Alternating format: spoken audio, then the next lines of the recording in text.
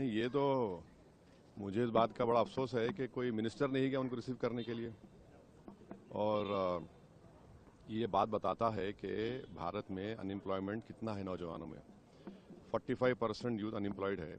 इसीलिए इन सब एजेंट से वो ठग दिए जाते हैं, तकालीफ उठाते हैं, 8-8 10-10 कंट्रीज क्रॉस करके जाते हैं। तो ये तो यहाँ की सरकार को बताना पड़ेगा, मोदी सरकार को, यहाँ अनएम्प्लॉयमेंट इतना बढ़ के क्यों है। तीसरी बात यह है कि अभी भी यूएस में 2022 की प्यू रिसर्च की रिपोर्ट है, 6,75,000 भारत के नागरिक अनडॉक्यूमेंटेड इमिग्रेंट हैं और फाइनल लिस्ट में अभी 18,000 लोग हैं।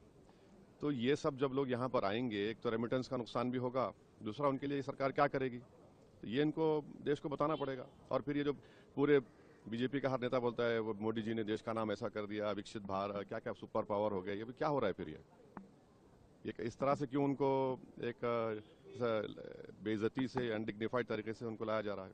सर तो वैसे सब दिल्ली चुनाव के जो नतीजे हैं अखिलेश यादव नहीं नहीं, के अभी अभी अभी मैं इसमें नहीं नहीं सर नहीं, अबे नहीं मुझे ट्रस्ट ने 18 नॉन हिंदूज को निकाल यार दिया। छोड़ दिए। हाँ, 18 नॉन हिंदूज को तिरुपति ट्रस्ट ने निकाल दिया और उनको टेंपल एक्टिविटीज में पार्टिसिपेट नहीं करने दिया जा रहा। देखिए, यही तो तेलुगु देशम के लीडर नारा चंद्रबाबू नायडू को सोचने की जरूरत है कि जब वो उनकी पार्टी जॉइंट वर्किंग कमेटी में बीजेपी के इस बिल को, लाए गए बिल को सपोर्ट करती है, जिसमें मुस्लिम स्टेट वक्फ बोर्ड्स में मिनिमम 2 नॉन मुस्लिम, सेंट्रल वक्फ काउंसिल में नॉन मुस्लिम।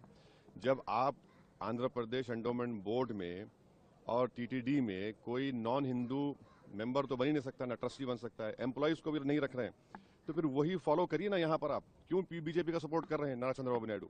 जब टीटीडी के लिए नॉन हिंदू का रहना बड़ी गलत बात है, तो फिर एक नॉन मुस्लिम का स्टेट वक्फ बोर्ड मेंबर रहने का जो प्रोविजन बीजेपी कर रही है, वो क्या बुरी बात नहीं है? ये तो डोगली पॉलिसी है, हिपोक्रेसी है। डबल स्टैंडर्ड है सर। बिल्कुल है। ओके। Thank you.